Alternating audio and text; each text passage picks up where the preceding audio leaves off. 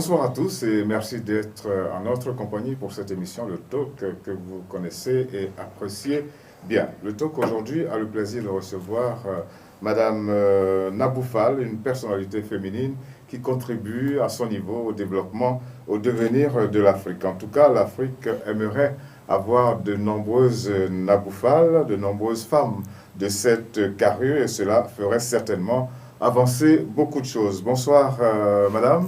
Bonsoir, monsieur Abouki. Merci beaucoup d'avoir accepté d'être en notre compagnie. Nous allons parler de beaucoup de choses et il est bon de commencer par vous connaître. Vous n'avez pas encore 50 ans. C'est vrai qu'on ne dit pas l'âge des femmes, mais vous avez un parcours riche, un parcours plein, j'allais dire, et nous allons essayer de le condenser en cette émission. Alors, commençons par vous connaître mieux. Vous êtes mère de famille, hein, je vais commencer par ça. Vous avez 2 enfants, des garçons. Alors, pour une dame qui se bat pour le leadership féminin, qui se bat pour que la femme africaine soit épanouie, avoir que 2 garçons, ça vous pose un problème? Non. Bonjour d'abord et puis merci pour cette invitation. Non, ça ne me pose absolument pas de problème. Au contraire, faire passer le message par mes garçons, c'est une façon aussi d'éduquer le monde. Parce que ce sont les hommes qui doivent se mettre au diapason. Donc, avoir des garçons, au contraire, c'est une richesse. Et j'ai des sœurs. Mes garçons sont élevés en respectant les femmes, en sachant respecter les désirs et les volontés, enfin, entre guillemets, des femmes. Et ils savent très bien qu'il faut bien traiter une femme. Ah, il y a des femmes qui disent qu'elles sont des garçons. Il y a les femmes à faire en sorte qu'ils soient leurs vengeurs, si on peut parler de cette façon. Non, pas vengeurs. Ce sont des hommes, ils ont leur place dans la société. Mais pourquoi vengeurs? Non, on n'est pas là pour... Il n'y a pas une guerre des genres. En fait, c'est ça qui est inquiétant. Parce qu'on a l'impression qu'on est dans une guerre de genre. On n'est pas dans une guerre de genre. On est dans une complémentarité. Et un garçon, s'il est éduqué de façon, entre guillemets, tolérante envers les femmes, il sait qu'il faut donner de l'amour aux femmes, il faut les comprendre. Il ne faut pas forcément les comprendre, mais surtout les aimer. Oui. Ah oui. Donc, c'est une façon de parler. C'est pas un frein. Okay. Et puis, j'ai des sœurs, j'ai des amis, j'ai des nièces. Donc, je suis contente d'avoir des garçons. Ok. Alors, il faut dire que vous luttez beaucoup pour l'émancipation de la femme, mais vous préférez plutôt le mot épanouissement. Oui, je préfère le mot épanouissement parce que émancipation, c'est une notion bien vaste. Émancipation, ça prend en compte les droits et tout ça? Oui, les droits, mais on a arraché certains droits, entre guillemets arrachés. On a certains droits. Maintenant, lorsque l'on a ces droits, lorsqu'on est femme que l'on dit accomplie, que l'on dit émancipée, est-ce que cette émancipation va avec un épanouissement? De plus en plus, on voit des femmes que l'on appelle émancipées qui ne sont pas forcément épanouies et qui souffrent de certains déséquilibres émotionnels, qui souffrent de trop-plein, qui souffrent de surcharge mentale. Donc, l'épanouissement est important aussi. Ok. Alors, on va y revenir, mais il faut qu'on précise bien que vous êtes ingénieur en informatique et en finance. Oui, je suis ingénieur en informatique et j'ai un 3e cycle, un master en finance. Ok. Il faut dire aussi encore que vous avez la nationalité sénégalaise, mais vous n'en faites pas une affaire particulière parce que vous êtes, j'allais dire, multiculturel. Vous avez fait de nombreux pays et vous sillonnez justement l'Afrique dans tous les sens. Je me sens totalement africaine. Je veux dire, je suis sénégalaise, née à Dakar, grandi à Abidjan, j'ai travaillé au Gabon, j'ai travaillé au Congo-Brazza, j'ai travaillé à Kinshasa, je travaille beaucoup au Nigeria. Donc, je pense que l'Afrique divisée, c'est l'Afrique que le colonisateur nous a léguée. Maintenant, l'Afrique, les frontières, c'est à nous de les abattre. Oui. Et puis aujourd'hui, les choses sont telles que les frontières, on en parle que peut-être dans le domaine du sport, quand chaque athlète vient avec son petit drapeau, mais sinon, nous, on est très bien ici à Libreville. Il y en a qui sont originaires du Gabon, qui sont très bien à Abidjan et un peu partout. Absolument. Ouais. Donc, il y a ce brassage qui fait qu'aujourd'hui, on voit de plus en plus d'Africains rentrer en Afrique, pas forcément dans leur pays, mais dans un autre pays, et ils se sentent chez eux. Ouais. Et puis, vous êtes chef d'entreprise. Ça, c'est très important. Vous êtes chef d'entreprise. Cela veut dire que vous avez créé votre entreprise et que vous la dirigez. Oui, j'ai créé une entreprise il y a une dizaine d'années à Kinshasa, une agence de communication que je dirige, donc, ce qui fait de moi un directeur ou une directrice générale. Alors, vous vivez à Abidjan. Je vis à Abidjan depuis 1 an et demi, je suis plus en Côte d'Ivoire. Votre entreprise est à Kinshasa. Non, j'ai ouvert aussi un bureau à Abidjan et aussi à Bamako. Ok. Alors, il faut signaler tout de suite que vous avez un livre dont le titre est Évasion virtuelle. C'est un roman. Hein? Oui, c'est un roman. Alors, vous écrivez aussi. J'écris aussi. Ça fait pas un peu trop, non? Pourquoi trop? Ça fait ce que je suis. Ouais. C'est la somme de toutes ces choses qui fait que je suis moi. Ouais. Donc, c'est mon équilibre. Mon équilibre, je le trouve dans les différentes activités que je fais. Il y a quelqu'un qui disait un être humain n'a pas le droit de dire qu'il n'a rien à faire. Je suis d'accord. On n'a pas le droit de dire qu'on n'a rien à faire, mais des fois aussi, c'est pas mauvais de s'asseoir et de ne rien faire. De souffler un peu. De souffler, Oui. de prendre le temps. Alors, pourquoi est-ce que vous êtes à Libreville? Quelle est la raison de votre présence dans la capitale gabonaise? Alors, j'ai été invitée par le docteur Assélé, qui est la présidente de l'association L'Appel des Mille et Une, qui a organisé la Journée internationale de la femme africaine à Libreville. C'est une manifestation qui existe, c'est un jour qui existe depuis, il me semble, 1963, mais qui n'est pas très connu. Ouais. C'est la date du 31 juillet. 31 juillet, exactement, on commémore la femme africaine, et c'est le jour où on essaie de voir où est-ce que nous en sommes, et au niveau de nos droits, de notre situation, et comment on peut faire pour aller plus loin, et motiver les autres pour aussi s'élever. Alors, il faut donc que l'on retienne bien cette date, que les femmes retiennent bien cette date, mais aussi tous les êtres humains, j'allais dire, le 31 juillet est consacré à la femme africaine. Alors aujourd'hui, nous sommes à quel niveau quand on parle de la femme africaine? Est-ce qu'il est même normal de dire la femme africaine? Est-ce qu'il n'y a pas plusieurs femmes africaines? Moi, je vais revenir, avant d'arriver là, quand on dit on est à quel niveau, je voudrais revenir sur les pionnières. Si nous sommes aujourd'hui là, aujourd'hui, nous, les femmes africaines d'aujourd'hui, on doit dire la femme africaine. Il y a eu des pionnières qui nous ont devancées, qui ont posé des actes et qui se sont battues pour que nous puissions aujourd'hui avoir le droit de vote, occuper certaines fonctions, étudier même, parce que étudier, c'était un luxe. Et même ça reste encore un problème, hein, l'école, la Absolument. scolarisation des filles. Les défis, c'est encore un problème qui est très très important. Donc il y a la femme africaine, et dans cette femme africaine, il y a une diversité de femmes, et les unes des autres, nous devons nous donner la main. C'est-à-dire, nous sommes les femmes de la ville, on peut dire, entre guillemets, mais il y a aussi la femme rurale. Il y a la jeune fille qui est la femme africaine en devenir. Donc, il y a la femme du troisième âge. Il y a la femme du troisième âge. Hein. Les femmes du troisième âge que je connais, elles se sentent jeunes, il ne faut pas dire ça. Oui, mais on a vu aussi que certaines femmes du troisième âge se retrouvaient dans des conditions difficiles. Très difficiles. Oui, notamment les veuves. Les veuves, être veuve, c'est un vrai, surtout avec toute la dimension traditionnelle ou pseudo-traditionnelle qui attribue des fonctions un peu de malheur aux veuves, qui les dépouillent et qui les... Donc il y a tous ces combats qu'on ne peut pas embrasser en une fois, mais le fait de se retrouver, ça nous permet de discuter des différentes situations et de trouver des pistes de solutions. Et surtout, c'est un enseignement. Cette conférence, c'était plus un enseignement pour moi. Un échange d'expérience. Échange d'expérience, et puis formation, et puis voir, on a rencontré des femmes gabonaises qui ont fait des choses extraordinaires, que ce soit en politique, que ce soit dans les affaires. J'ai rencontré, il y a une dame qui était sur mon panel, Femmes et Entrepreneuriat, qui est la première femme à avoir eu une imprimerie au Gabon. Ok. Alors, vous avez justement animé un panel, c'était lequel? Femmes et Entrepreneuriat. Alors, on en parle beaucoup, on en parle de plus en plus. De quoi s'agit-il exactement? Femmes et entrepreneuriat. Pour réduire la pauvreté et atteindre les objectifs, les ODD, les objectifs de développement rural, l'une des conditions, c'est l'accès de la femme à l'entrepreneuriat et à la richesse.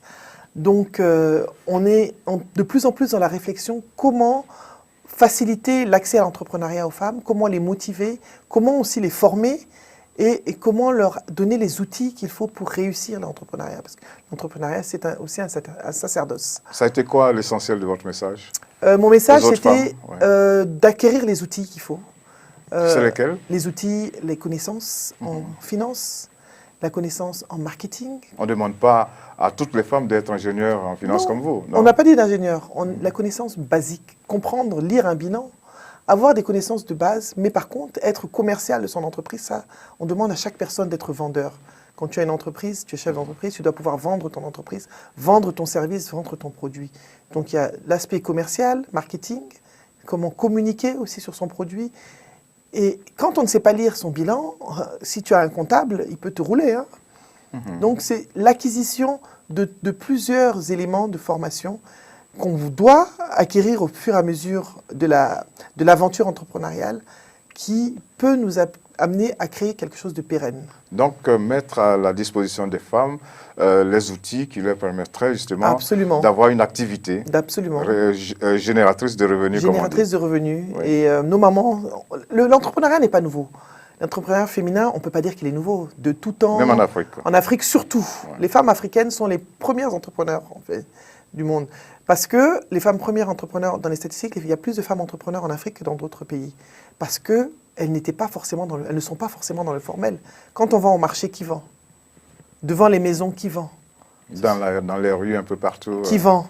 Elles s'organisent maintenant plus dans des coopératives, dans des groupements d'intérêt économique. Donc c'est toute cette information que nos sœurs n'ont pas toujours, que nous devons de leur apporter, pour qu'elles puissent se formaliser et s'organiser de façon à créer une véritable richesse.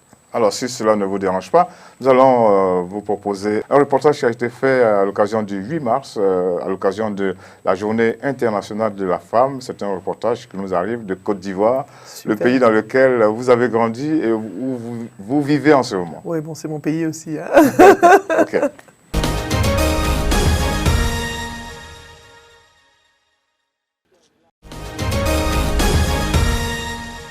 Alors, Madame Daboufal, vous avez regardé ce reportage des femmes qui gagnent leur vie en transformant le beurre de karité et surtout en le commercialisant. C'est de l'entrepreneuriat. Absolument, c'est de l'entrepreneuriat, mais c'est plus que de l'entrepreneuriat. Parce qu'elle recueille les noix de karité, elle les transforme et elle les distribue. Donc, il y a une valeur ajoutée aux produits de base. La transformation, et c'est là où la richesse, la création de richesse se passe au niveau de la transformation et de la distribution. Et c'est ce que vous attendez des femmes? C'est une des choses que nous attendons des femmes. Mais nous devons leur donner les outils pour mieux le faire. OK. Alors, on revient à la rencontre de Libreville. Il y avait d'autres panels. Hein. C'était lesquels? Il y avait femmes et tradition et femmes et politique. Alors, je crois que vous avez été particulièrement marqué par ce panel-là, Femmes et Traditions. L'une des raisons qui m'a motivée à venir, c'est la première fois qu'on m'invite à un événement. Il y a énormément d'événements en Afrique sur la femme, les conférences, mais on ne parle jamais de femmes et de traditions. Alors que l'essence même de la femme africaine, de l'Africain, c'est la tradition. Nous avons été colonisés, mais avant d'être colonisés, nous étions des personnes, nous avions des acquis culturels, nous avions des acquis traditionnels. Donc ce panel a été très édifiant pour moi. J'ai appris énormément de choses. Une éminente sociologue du Burkina est venue, Madame Aminata Kielo, et elle nous a narré la place de la femme en période précoloniale, quelle place nous avions, comment cela se passait. Nous avons appris énormément de choses. Ah, c'était une place de premier plan? Une place de premier plan, mais stratégique. C'est-à-dire que la femme africaine était le conseiller. Quand elle nous a dit quelque chose, par exemple, chez les Moussi, l'homme creusait le sillon et la femme plantait la graine. Donc ça part bien. C'est une bonne complémentarité. Une bonne complémentarité. Et il y a eu un peu, le bouleversement s'est fait quand on est passé à une période post-coloniale où nous avons dû embrasser des acquis qui viennent d'ailleurs, qui ont un peu bouleversé notre structure d'origine. Et qui ont mis la femme dans une position inférieure. Inférieure. Il faut le dire, oui, inférieure. Il y avait les initiations aussi, les initiations traditionnelles. Je sais qu'au Gabon, il y a le djembé, il y a des initiations au Congo, il y a le braza, il y a ce qu'on appelle le chikumbi. Ce sont des initiations traditionnelles qui permettaient de donner un certain pouvoir à la femme et qui apprenaient à la femme beaucoup de choses. Tout ça, ça a été occulté. Nous allons maintenant vers les magazines occidentaux pour chercher des repères qui ne sont pas forcément les nôtres. Donc aujourd'hui, nous ne pouvons pas, nous avons quelque peu rejeté la tradition. Donc ce retour vers nos racines, vers notre essence, il y a une discussion sur la dot aussi, et la coutume. Ouais. Hein, j'ai appris qu'au Gabon, la coutume, le mariage coutumier n'était pas légal, alors qu'au Congo-Brazza, il est légal. Il n'est pas légal, mais il a des formes, des fois, il prend des formes des fois ouais, terribles, extravagantes. Il faut payer des dots à coups de millions. Alors justement, on nous a dit, il y avait une éminente spécialiste, je crois Madame Mondo, il me semble, qui est professeure à l'université, ici de Rite, elle a dit que la dot, ce n'était pas ça. Ce qu'on a fait de la dot aujourd'hui, ce n'est pas ça. Donc moi, personnellement, j'ai appris beaucoup de choses lors de ce panel et c'était mon panel coup de cœur. Et je suis heureuse et j'espère qu'à l'avenir, au-delà de femmes et entrepreneuriat, femmes et leadership, on nous ramène aussi à qui nous sommes, nous, les femmes africaines. Alors, est-ce que, justement, le fait que j'allais dire, la culture ait été mise un peu de côté, ne provoque pas jusqu'aujourd'hui un certain nombre de difficultés? Parce que c'est vrai que vous avez dit que dans la période post-coloniale, ça allait bien, la femme avait une position stratégique importante. Ensuite, après, suite à la colonisation, les choses se sont déséquilibrées. Aujourd'hui, qu'est-ce que l'on a? Il y a eu un shift, en fait, qui s'est fait à cette période-là, mais bon, comme je dis, c'était bien. Il y a aussi des traditions qui sont néfastes. Hein. On ne va pas revenir sur l'excision, tout ça. C'est pas des bonnes. Pour moi, ce ne sont pas des traditions, ce sont des traditions de cruauté et qui font mal à la femme, des traditions douloureuses, tout comme le mariage forcé. Je ne suis pas du tout pour ces traditions, mais nous devons trouver le bon équilibre. Comme vous l'avez dit, qu'est-ce qui fait qu'aujourd'hui, nous pouvons être un peu perturbés dans la mesure où on a embrassé quelque chose qui ne nous ressemblait pas, on a nos grands-mères, nos tantes qui continuent à être un peu dans la tradition, et nous, on est au milieu, on ne sait plus très bien qui on est. On a un problème d'identité. C'était dans l'intérêt du colonisateur de déséquilibrer un peu les sociétés africaines pour faire passer justement cette colonisation. Absolument, nous affaiblir dans nos connaissances, nous affaiblir dans beaucoup de choses, parce que la panéliste l'a bien dit, elle a dit des choses tellement extraordinaires, elle l'a dit, le chiffre pi a été, les pyramides se sont construites avec le chiffre pi, 3,14, bien avant que les Occidentaux le connaissent. Elle a parlé de Sirius, la planète Sirius a été placée par les Dogons bien avant que les Occidentaux connaissent la planète Sirius. Donc, les Africains sont à l'origine de beaucoup de choses, mais on nous a tellement marginalisés, on nous a tellement affaiblis qu'on ne sait plus qui nous sommes, on ne sait plus ce que nos ancêtres ont inventé. Mansa Moussa, on en parle maintenant, personne ne savait qu'il existait. Moi, j'ai jamais entendu parler de lui jusqu'à l'année dernière ou il y a un an, alors que c'était un empereur qui avait beaucoup d'argent, multimilliardaire qui dirigeait les choses. Donc, on a vraiment besoin de savoir qui nous sommes. Et c'est justement à partir de cela qu'on peut se développer. Certains disent, tant qu'on ne revient pas à la valorisation ou à la revalorisation de nos cultures, eh bien, c'est pas évident. Et les pays asiatiques nous donnent le bon exemple. Le Japon, la Corée, la Chine. Ils n'ont pas coupé le lien avec leur tradition. C'est vrai qu'ils n'ont pas été colonisés de la même façon que nous, mais ils ont gardé leur tradition et ils ont réussi à se développer en gardant leur authenticité et en intégrant des éléments de modernité. Alors que nous, on nous a demandé d'embrasser totalement ce qui était étranger pour construire quelque chose sans garder notre base. Ouais. Alors il faut dire qu'à cette rencontre, l'on a enregistré la participation de Madame Ramayad, dame sur l'échiquier politique français, mais qui est d'origine africaine. Voilà, Rama a eu une contribution extraordinaire aussi. J'ai beaucoup aimé sa contribution. C'était sûr. Sur Femmes et politique, il y avait Madame Maganga Moussavou. Il y avait aussi des femmes incroyables. Rama nous a raconté son parcours, comment elle est arrivée en politique. C'était très, très, très édifiant, très intéressant. Et elle a dit une chose. Quand elle passait par la porte, si on lui ferme la porte, elle passe par la fenêtre. On le dit aussi en communication, en journalisme, quand vous allez pour prendre une information, si on vous renvoie, bon ben...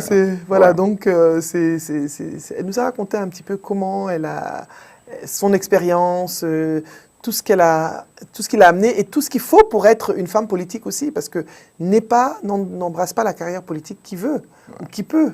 Alors, il faut dire que les femmes, justement, hésitent beaucoup. Il n'y en a pas beaucoup à entrer, justement, dans la politique. Et pourtant, quand on regarde les activités politiques, on voit toujours tout de suite les femmes, mais dans les groupes d'animation ou bien dans la gestion des femmes, mais des femmes qui décident d'être présidentes de la République, députées, il n'y en a pas beaucoup. C'est pour ça, moi, j'ai été marquée par l'association qui m'a invitée à un spot télé qui est passé sur les chaînes ici au Gabon, qui encourageait les femmes à se présenter. Femmes, présentez-vous en politique. C'était un choc parce que je n'ai jamais vu de telle campagne ailleurs. On dit aux femmes, allez voter, accomplissez votre devoir citoyen, mais il n'y a jamais de spot, de communication sur engagez-vous et soyez les actrices du changement, devenez des députés, des maires, présentez-vous. Et les femmes n'osent pas. On n'ose pas. C'est quoi les freins? C'est quoi les freins, ce sont les des éléments de blocage? Les éléments de blocage, ils sont en nous. Hein. Ce sont des éléments qu'on a en nous, parce que je vois moi-même en tant que femme en entreprise, quand il y a une négociation à faire, nous, on n'ose jamais demander trop. On se dit que ça suffit. Alors que quand on ose, on peut avoir plus. Moi, je me rappelle quand je suis allée pour négocier mon salaire, quand je suis allée travailler au Congo-Brazza d'Abidjan, je suis allée passer un entretien au Caire avec mon patron qui était un Égyptien. Et quand je me suis retrouvée face à M. Sawiris, qui est un multimilliardaire, un des hommes les plus riches d'Afrique, et j'avais discuté avec un ami, il me dit, écoute, n'hésite pas, avant de quitter Abidjan, il me dit, n'hésite pas, demande ce que tu veux, tu mérites ton salaire. Parce que tu vas quitter tes parents, tu vas aller vivre là, tu vas vivre dans un environnement difficile, tu vas être expatrié au même titre que les autres, il ne faut pas hésiter. Et figurez-vous que le salaire que je demandais, il a dit oui. Ah oui. Et ça m'a choqué, quoi. Je me dis, comme quoi, c'est pas si compliqué que ça, quoi. Il faut oser. Il faut oser. Il faut oser. Et c'était ça l'objectif de la réunion, de l'événement. C'était de donner un coup de boost, c'est-à-dire aux femmes d'oser et aux autres femmes de porter le message aux autres. Alors vous êtes donc d'accord pour ce qu'on appelle la parité à l'Assemblée nationale, la parité dans les gouvernements? Absolument, pourquoi pas? Il n'y a aucun gouvernement africain qui le pratique. Ah si, on a le Rwanda qui a dépassé la parité, le Sénégal qui n'est pas loin. Ok. Voilà. Donc ce sont des exemples à suivre et ce n'est pas plus mal. Ce sont des exemples à suivre. Le Rwanda aujourd'hui fait partie des pays en flèche, je veux dire. On dirait que quand les femmes sont aux affaires, c'est bon, hein? Dans tous les cas, vous êtes une composante de la société. Absolument. Il y a autant de femmes que d'hommes. C'est pour ça qu'on Des fois même plus de femmes que d'hommes. Oui, apparemment au Gabon, si j'ai bien compris, 52%. Voilà, mais on doit prendre notre place aussi, on doit s'asseoir à la table des décisions internationales. Ok. Et donc, vous êtes pour... Il y a une expression aujourd'hui, la politique du genre. Oui. Comment est-ce qu'il faut la faire? Comment faire pour suivre des pays comme le Rwanda dont vous avez parlé? Tout simplement en identifiant les compétences et en les décomplexant. Parce que quand on a donné la place aux femmes au Rwanda, ça donne la motivation aux autres femmes, en les sensibilisant, en les formant, en les informant, en leur disant, voilà, vous aussi, vous pouvez être ceci, vous pouvez être cela. C'est vrai que dès qu'on a une femme pilote, on est émerveillé. Dès qu'il y a une femme, on est émerveillé, mais on ne veut plus être émerveillé, on veut que ça devienne normal. On veut que ça fasse partie de la norme. On veut que ce soit quelque chose qui soit naturel. Dans les réalités. Dans les réalités. Alors, il se trouve aussi quand même, est-ce que le fait que vous vous retrouviez toujours dans des sommets, dans des organisations féminines, entre vous et pas avec les hommes, est-ce que ça, c'est pas un problème? Moi, je pense qu'on doit inviter les hommes à notre table. On ne peut pas faire aussi l'exclusion inverse. Il y a tellement de réunions entre les femmes. Non, je suis tout à fait d'accord avec vous. Hein. Moi, je suis d'accord. Et on l'a abordé, on l'a dit la prochaine fois, on aura un équilibre des genres. C'est vrai que nous devons inviter les hommes parce que c'est eux qui nous soutiennent, c'est eux qui... C'est l'autre, la complémentarité. Voilà. C'est le yin et le yang. Il y a une complémentarité qui ne peut pas se faire. Et on veut aussi que les hommes connaissent nos frustrations pour qu'ils puissent agir dessus. Absolument. Et non pas, on ne veut plus les laisser deviner. Alors, parlons maintenant de l'épanouissement de la femme. C'est quoi? Vous avez dit que vous préférez ce mot, cette expression. Émancipation, c'est dépassé? C'est pas dépassé. L'émancipation, c'est un combat qu'on mène, mais l'émancipation passe par l'éducation, passe par la politique du genre, passe par les droits, le respect des droits et l'affranchissement des complexes aussi des femmes, qui relèvent plus de l'épanouissement.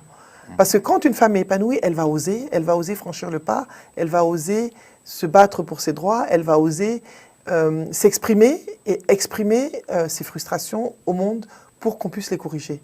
Donc l'épanouissement, c'est quelque chose qui relève du choix.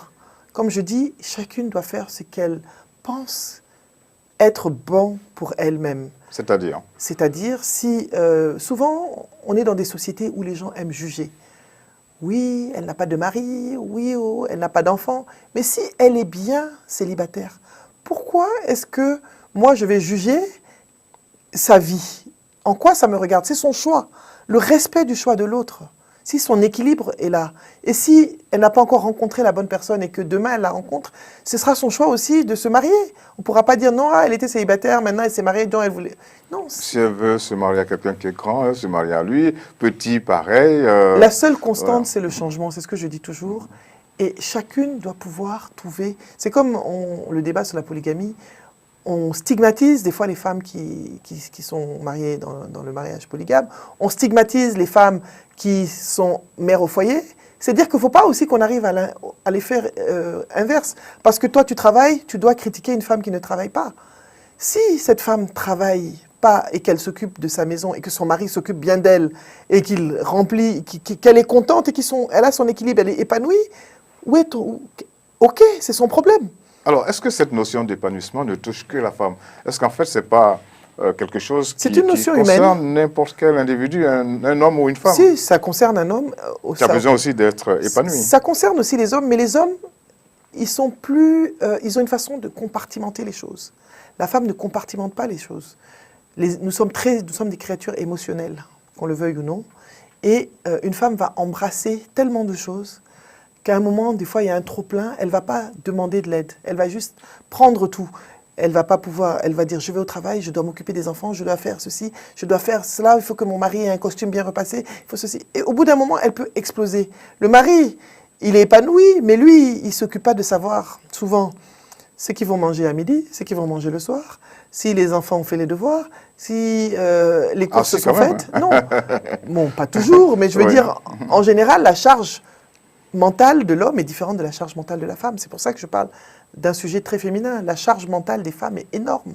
Elles doivent être sur plusieurs fronts. Mais des fois aussi, c'est de notre faute parce qu'on ne veut jamais demander de l'aide. Enfin, jamais. Souvent, on se dit, on peut tout faire. La société nous a tellement renvoyé à une image de superwoman que maintenant, on se dit, on doit être forte, on doit tout faire, on doit tout gérer. C'est pas possible. On n'est que des êtres humains. On peut demander de l'aide à son conjoint.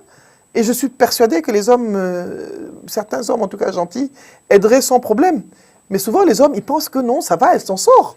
Parce que la femme ne lui parle pas et ne communique pas. Et parce que nous, on est toujours dans une situation où on dit non, mais il aurait quand même pu se rendre compte que moi, j'avais besoin de... Je dis, mais des fois, il suffit juste de parler.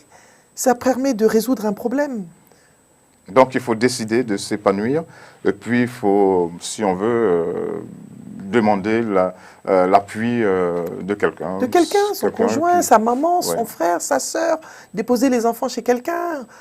On est en Afrique, on n'a pas de problème. Les amis sont comme la famille. On n'est pas en Occident, donc on n'a pas ce genre de limitation. Non, je ne vais pas déposer mon enfant. Bon, aujourd'hui, si je suis avec mes enfants, il y a plein d'endroits où je peux les déposer. Alors, il y a une situation qui fait aussi un peu, qui fait qu'on se pose un certain nombre de questions. Souvent, les organisations féminines, eh bien, il y a des colloques, il y a des sommets, il y a des rencontres de tout genre. Il y en a un peu partout dans toutes les grandes capitales africaines.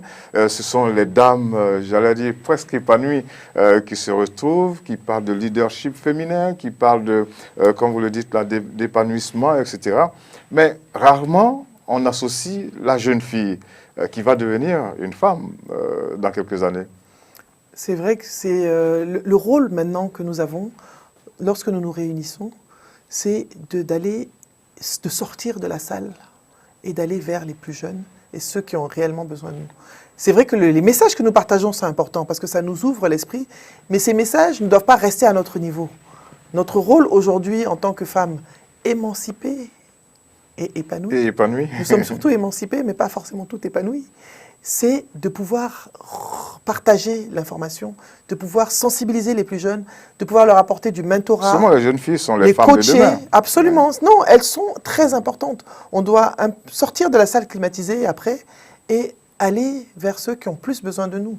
Mais ce qui se passe dans la salle, c'est important parce que c'est dans la salle que nous acquérons des nouvelles notions. Moi, j'ai tellement appris sur femmes et traditions. Aujourd'hui, j'ai posé beaucoup de questions à Madame Kielo.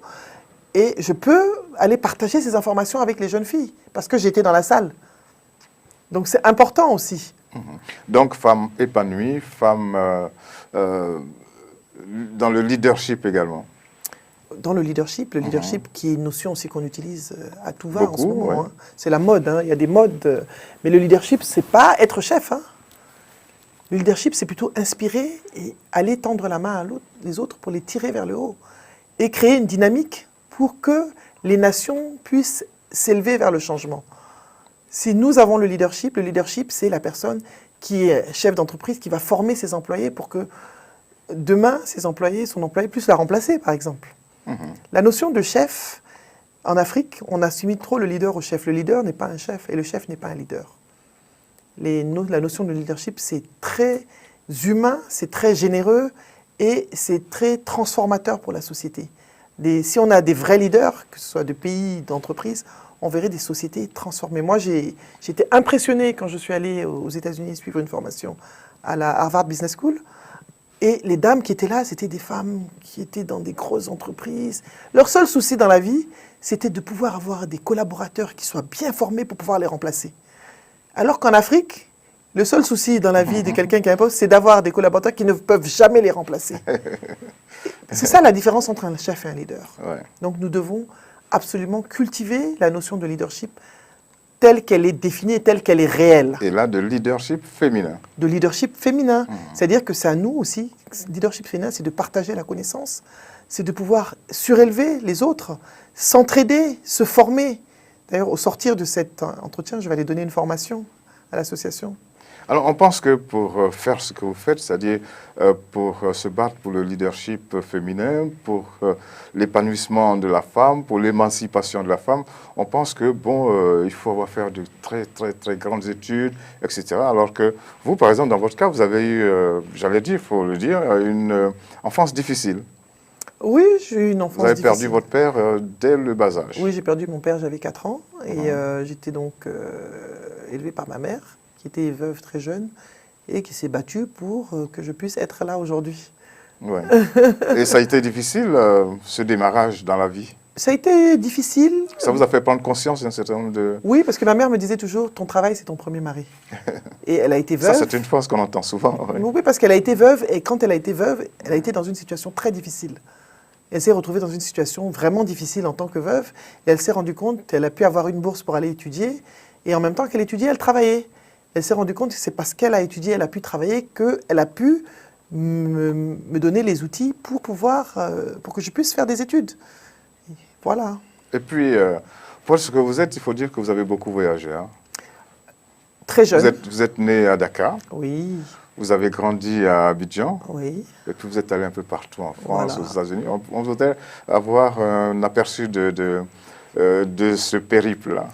En fait, j'ai été bercée très tôt dans le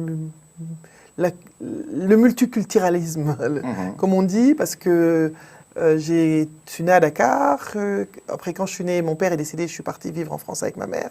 Après, ma mère a commencé à travailler en France. Ensuite, elle a eu un poste au Sénégal. Elle est partie travailler au Sénégal, donc je suis allée avec elle. Ensuite, elle a eu un poste à Abidjan, où elle a travaillé à l'époque, ce qu'on appelait à l'époque l'Hôtel du Golfe.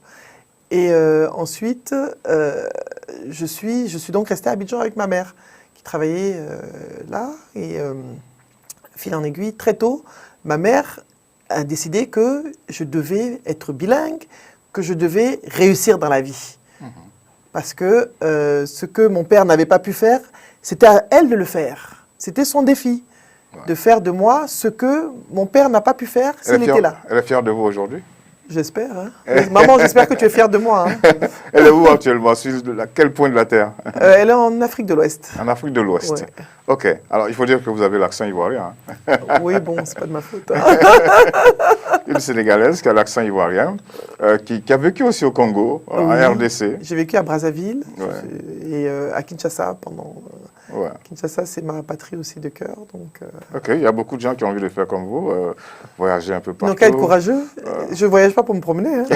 Voyager pour travailler, être expatrié, c'est pas facile. Hein. C'est pas évident. C'est difficile. Vous en savez quelque chose. Il faut s'adapter chaque fois. À la fin, on s'adapte tout le temps. On devient un facteur d'adaptation. Et ça devient plus difficile de s'acclimater même chez soi. Alors, il faut dire que c'est les complications que vous avez eues dès votre bas âge qui vous ont amené à avoir envie d'écrire. Oui, comme j'étais une enfant très souvent à l'hôpital, très souvent malade, et puis j'étais enfant unique jusqu'à l'âge de 11 ans, donc j'avais pas de frères et sœurs, c'est vrai que j'avais des cousins, des cousines, donc je vivais un peu en vase clos. Je lisais énormément, je trouvais refuge dans la lecture, et j'ai commencé à écrire ce que je ressentais, les choses que je ressentais, parce qu'un orphelin, c'est toujours une douleur. Il y a des gens qui l'expriment par la violence, on voit beaucoup de choses. Il y a des gens qui s'auto-étouffent. Qui s'auto-étouffent, qui s'auto-mutilent. Enfin, chacun a sa façon de réagir. Moi, spontanément, c'est l'écriture qui est venue. Une sorte d'exutoire. C'est un exutoire, absolument. Ouais. Et qu'est-ce que vous avez écrit et pourquoi? C'est maintenant seulement, puisque votre livre est sorti il n'y a même pas un an, pourquoi c'est maintenant seulement que vous vous faites publier? Le premier livre que j'ai écrit, j'avais 20 ans. 27, il y a 20 ans, pardon. Ensuite, avant ça, j'avais écrit aussi un recueil de poèmes dont je ne vous ai pas parlé, qui s'appelle Révolte, parce que vous m'avez... Vous étiez révolté? Je suis révolutionnaire. Révolutionnaire il y a une différence entre modéré. Oui, il y a une grande différence, parce que les révoltés peuvent être agressifs. Une révolutionnaire, c'est une révoltée modérée. Une révoltée organisée. Alors, vous avez sorti enfin ce livre. Ceux qui vous connaissent ont dû dire enfin. Oui, parce qu'en fait, j'ai commencé à l'écrire en 2009 sur mon site internet. Mais mon premier roman va sortir en fin d'année. Donc ça, c'est pas ça, c'est le deuxième. C'est le deuxième. Mais c'est celui-là qui a été publié en premier. Oui, j'ai préféré. Je n'étais pas prête pour l'autre. Alors, Évasion virtuelle, signé Naboufal. De quoi s'agit-il là-dedans? C'est un titre qui fait très actuel, qui fait même numérique. Évasion virtuelle. Je pense que vous avez tout de suite saisi l'histoire d'une façon détournée. Virtuelle, numérique, c'est l'histoire d'une femme qui retrouve quelqu'un de son passé à travers les réseaux sociaux. Donc elle retrouve son premier amour, on peut dire, à travers les réseaux sociaux. Et de là va se nouer des retrouvailles qui vont l'amener à se poser des questions sur sa vie actuelle. Alors s'agit-il d'une histoire virtuelle ou d'une histoire autobiographique? C'est une histoire totalement virtuelle. Qui n'a rien à voir avec vous? Donc qui n'a rien à voir avec moi. Sûr? Oui, sûr. J'ai rencontré personne sur les réseaux sociaux. sûr, oui. Mais c'est une histoire qui est actuelle. Il y a des jeunes amis qui ont dit qu'ils ont rencontré leur femme sur les réseaux sociaux. Ok, et c'est un roman. Pourquoi avoir choisi le roman? Le roman, c'est un le genre, c'est... Bon, c'est pas forcément le genre le plus facile, mais quand même, l'écriture est aisée quand on choisit d'écrire un roman. Oui, je crois que le roman, c'est beaucoup plus facile à écrire. La nouvelle est plus difficile que le roman, quand même. Et les histoires accrochent plus. Alors, j'allais dire, sur 300, combien de pages? 436 pages. 432 pages. 436. 36. Ah oui, donc c'est une histoire costaud. Oui. C'est une grande histoire. C'est une histoire. Donner envie à notre public d'acquérir ce roman. Le roman, c'est la trame, la romance est un prétexte à un parcours initiatique. C'est l'histoire d'une femme qui va se découvrir. Fanny, l'héroïne principale, c'est une femme qui est frustrée dans son ménage et qui va essayer de se redécouvrir, de se recréer et de se réinventer après avoir été bouleversée par les retrouvailles. Parce que les retrouvailles, ça choque. Est-ce que je ne suis pas qui j'étais avant, qui je suis maintenant et qui j'ai envie de devenir? Et dans ce roman, elle va se réaliser, elle va avancer pour devenir elle-même. J'ai récemment mon banquier qui est à Abidjan qui m'a appelé pour me dire, un homme, que mon roman l'a inspiré. Dans quoi? Ça l'inspire les gens à prendre le pas, à se réaliser, à devenir eux-mêmes, à se révéler, à prendre le pas qu'il faut prendre. Donc, ce n'est pas seulement une affaire de femmes. Ah non, c'est une affaire... c'est une histoire universelle. Ah d'accord. Une histoire humaine qui se passe d'ailleurs à Libreville. Hein. Ah oui? Je ne sais pas si vous voyez les masques. C'est un masque fan et un masque batéké en couverture. Ok, alors il faut dire que les fans et les batékés, ce sont des ethnies du Gabon. Absolument. Oui, tout à fait. Ce sont deux ethnies du Gabon et voilà. Et pourquoi avoir choisi cela, cette couverture? Parce que le dilemme de la femme se passe entre deux personnes, dont l'un est fan, l'autre est batéké. Ah, voilà. Donc les problèmes des fois interethniques. Non, c'est pas du tout interethnique. C'était juste une façon d'illustrer l'image. Ah oui, d'accord. Il n'y a pas vraiment de problème interethnique, c'est plus un problème de choix de femme. Ok. Et quand on sort de la lecture de ce roman, comment est-ce qu'on devient? Vous avez dit tout à l'heure que votre banquier... Il m'a dit que ça l'a inspiré. Votre collègue aussi m'a dit que ça lui a fait du bien. Et je n'ai que des témoignages de personnes qui me disent que ça leur fait du bien. Alors vous avez écrit pour que ça fasse du bien. Moi, ça m'a fait du bien d'écrire. Oui. Ça m'a fait du bien. Et je pense que le bien que ça m'a fait rejaillit sur les gens qui le lisent. Ils le ressentent de la même façon. J'ai donné et apparemment, ils semblent recevoir. OK. Alors ce livre, il est paru à Abidjan, mais c'est à Ouagadougou que vous avez fait la dédicace. Voilà, j'ai fait la dédicace officielle à Ouaga, une dédicace officielle à Ouaga. À Abidjan, on a fait des dédicaces dans les librairies. Et l'accueil au Burkina a été fantastique. Ah oui. Ah oui, à Ouaga, on a eu vraiment un très bel accueil. Et c'est-à-dire qu'à Abidjan... Ah non, à Abidjan, c'était extra. C'était juste une question de timing, de temps. Comme je suis très mobile, et j'ai eu l'invitation à Ouaga, je suis parti et on a organisé ça rapidement, quoi. Sinon, Abidjan me sollicite pour le faire, c'est moi qui repousse. Bamako aussi me sollicite. Dakar, Abidjan et Bamako me sollicitent. Même Conakry, là, au mois d'octobre, normalement. OK. Alors, vous avez certainement dû participer au SILA. Oui. Au SILA, le 10e SILA. Voilà, au salon. Au mois de mai. Tout à fait, j'étais aussi là. C'était une très belle expérience. Comment est-ce que le public a réagi par rapport à cet ouvrage? En tout cas, j'ai vendu tous mes livres. Tous les livres qui étaient sur ma petite table. Ah oui. Ça s'est très bien passé. Et puis, ce que j'ai aimé, au-delà de la vente de livres, j'ai pu connecter avec des jeunes, des étudiants, des élèves qui m'ont demandé si je pouvais venir dans leur classe, les rencontrer. Donc, je trouve c'était un bel espace d'échange et surtout avec d'autres écrivains. J'ai découvert d'autres écrivains africains et ivoiriens avec qui j'ai échangé et dont j'ai acquis les œuvres. D'ailleurs, j'ai voyagé avec le livre d'une amie écrivain. Donc, c'était vraiment... c'est un bel espace d'échange. OK. Alors, vous êtes d'accord qu'on dise auteur avec eux à la fin et écrivaine aujourd'hui? Absolument. Je n'ai aucun problème avec ça. OK, mais tout à l'heure, vous avez dit une amie écrivain. Je me suis trompée. C'est les mauvaises habitudes du machisme inculqué depuis l'enfance. OK, d'accord. Alors, question classique, à quand le prochain? Le prochain, il est là. Le prochain qui va être le premier. Le prochain qui est le premier, si tout va bien, d'ici la fin de l'année. Et pourquoi cette inversion de position? Pourquoi pas? Non, mais comme je l'ai dit, le premier, je l'ai écrit, j'étais peut-être pas prête à affronter le regard des gens. C'est-à-dire? Je sais pas, je me disais si il y avait quoi là-dedans pour que vous... Non, mais c'est même pas ça. Mais quand on écrit, on a l'impression de se déshabiller déjà. Ah? L'écriture, ça révèle quand même ce qu'il y a au fond de soi. Et on n'a pas forcément envie que les gens sachent ce que nous ressentons, qui nous sommes réellement. On se cache, on vit toujours à travers le regard des autres. Je n'assumais pas. Je reconnais, je n'assumais pas mes écrits. Et maintenant, vous êtes prête? Ah, j'assume à fond. C'est le privilège de la vieillesse, ou dirons, transformons ça en maturité. OK, d'accord. Alors donc, le prochain va paraître quand, s'il vous plaît? En fin d'année, Inch'Allah. Fin d'année 2018. 2018. OK. Et quels sont vos projets en matière est-ce qu'on peut parler de lutte pour le leadership féminin? C'est pas une lutte? Formation, information, sensibilisation, contribution. Ouais. Donc le mot lutte, il faut... Lutte, ça fait un peu trop nerveux, quoi. Bon, non, mais nos aînés se sont battus. Pour nous, c'est moins, mais nos aînés, les Jacqueline Kizerbo se sont battues, toutes les femmes qui se sont battues, les Awa Keïta, les Henriette Kouyaté, il y a des femmes qui se sont battues, les Annette Mbaye-Derneville, aujourd'hui, qui est toujours là, les Henriette Diabaté, il y a plein de femmes qui se sont battues pour nous. Et maintenant, nous, c'est notre rôle est de contribuer, parce que nous avons été éduqués, de contribuer, de partager, d'aller pas vers seulement celles qui sont comme nous, mais d'aller vers les autres qui ont besoin de nous. Donc, à cet effet, moi, j'ai une petite association qui est en cours. Laquelle? S'appelle le Wimnet.